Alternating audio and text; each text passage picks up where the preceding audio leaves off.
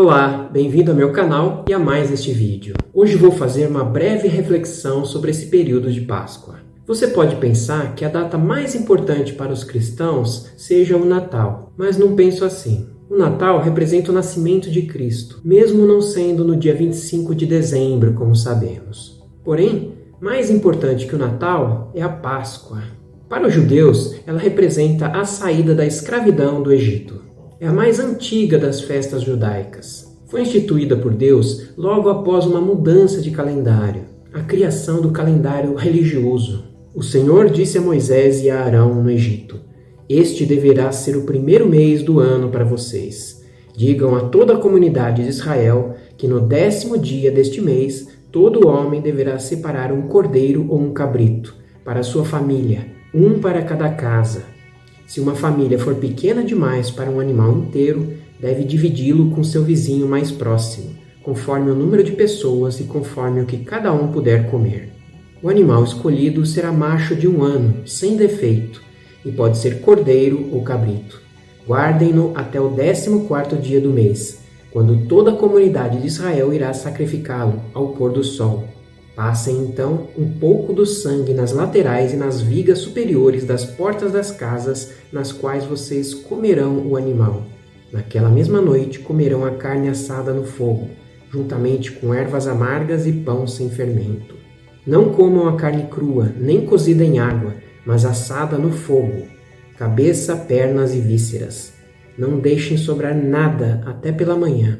Caso isso aconteça, queimem o que restar. Ao comerem, estejam prontos para sair. Cinto no lugar, sandálias nos pés e cajado na mão. Comam apressadamente. Esta é a Páscoa do Senhor. Esse dia será um memorial que vocês e todos os seus descendentes o comemorarão como festa ao Senhor. Comemorem-no como decreto perpétuo." Ou seja, representa o Pêssar, a passagem do espírito de morte por cima das casas que tinham o sangue do cordeiro nos umbrais das portas, que matou os primogênitos dos egípcios na 10ª praga. Até hoje, os judeus comemoram essa festa como ordenado por Deus. Mas para os cristãos, a Páscoa não representa a fuga, mas a morte e especialmente a ressurreição de Cristo. Ela é a tipificação do Cordeiro Pascal, que foi sacrificado justamente no dia 14 do mês de Nisan, final de março ou início de abril, e ressuscitou 3 dias depois, conforme Jesus tinha dito anteriormente várias vezes a seus discípulos. Desde aquele momento, quando perguntou aos discípulos quem eles achavam que ele era, Jesus começou a explicar aos seus discípulos que era necessário que ele fosse para Jerusalém e sofresse muitas coisas nas mãos dos líderes religiosos, dos chefes dos sacerdotes e dos mestres da lei, e fosse morto e ressuscitasse no 3º dia. E iria cumprir as profecias que falavam disso. O próprio Oséias profetizou há mais de 700 anos antes. Depois de 2 dias, ele nos dará vida novamente. Ao 3º dia nos restaurará para que vivamos em sua presença. Jesus precisava se sacrificar e derramar sangue para nos resgatar, nos purificar de nossos pecados. Ele foi entregue à morte por nossos pecados e ressuscitado para nossa justificação. Até aquele momento, o sangue dos animais sacrificados retirava o pecado apenas momentaneamente. E após o sacrifício de Jesus na cruz, não temos mais necessidade de sacrificar animais para retirar nossos pecados. Pelo cumprimento dessa vontade, fomos santificados por meio do sacrifício do corpo de Jesus Cristo, oferecido uma vez por todas. Dia após dia, todo sacerdote apresenta-se e exerce os seus deveres religiosos. Repetidamente oferece os mesmos sacrifícios, que nunca podem remover os pecados. Mas quando esse sacerdote acabou de oferecer para sempre um único sacrifício pelos pecados, assentou-se à direita de Deus. Aliás, o cristianismo é a única religião que mostra uma pessoa ressuscitando por si só, sem a influência de outra pessoa. Mesmo a Bíblia mostra outras pessoas sendo ressuscitadas, mas sempre a partir de Jesus ou de outro profeta, como Elias ou Eliseu. Mas Jesus foi o único que não precisou de outra pessoa para ressuscitar. Essa é uma das bases de nossa fé. Com a ressurreição, Jesus vence a morte e mostra que também venceremos.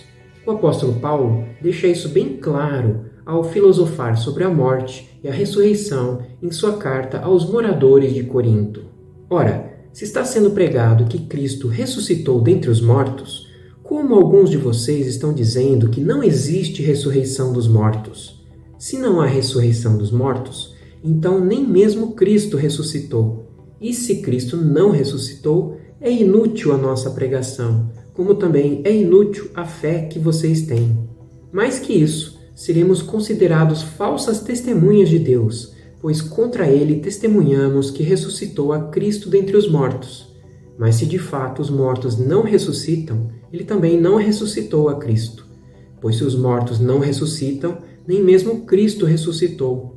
E se Cristo não ressuscitou, inútil é a fé que vocês têm, e ainda estão em seus pecados. Neste caso, também os que dormiram em Cristo estão perdidos. Se é somente para esta vida que temos esperança em Cristo, dentre todos os homens somos mais dignos de compaixão. Mas de fato Cristo ressuscitou dentre os mortos, sendo as primícias dentre aqueles que dormiram, ou que morreram. Visto que a morte veio por meio de um só homem, também a ressurreição dos mortos veio por meio de um só homem. Pois da mesma forma como em Adão todos morrem, em Cristo todos serão vivificados. Mas cada um por sua vez. Cristo primeiro, depois, quando ele vier, os que lhe pertencem.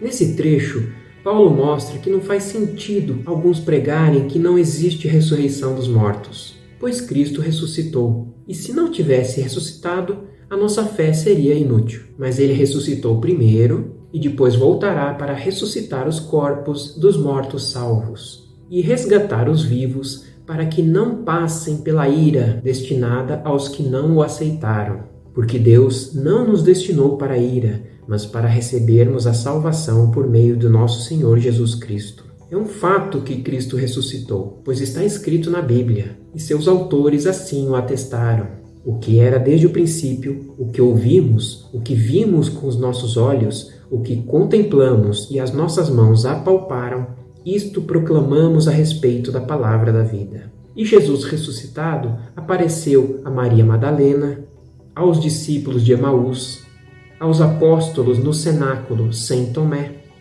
e depois com Tomé, no lago de Genezaré, no monte da Galileia, e ainda Paulo diz que apareceu a mais de 500 pessoas e a Tiago. Jesus veio em 2 etapas. Primeiro, todos o viram, e depois de ressurreto, apenas os crentes. E vai voltar também em 2 etapas. Primeiro aos crentes, no arrebatamento, e depois para todos o verem, no final do período de grande tribulação na terra, para acabar com a guerra do Armagedon e implantar o seu reinado milenar na terra. Assim, neste domingo de Páscoa, comemore a ressurreição de Cristo, a data mais importante até agora para o cristianismo, pois é a chave para termos a certeza da vida eterna com os corpos transformados. Grato por assistir a mais este vídeo e nos vemos no próximo. Tenha uma boa Páscoa.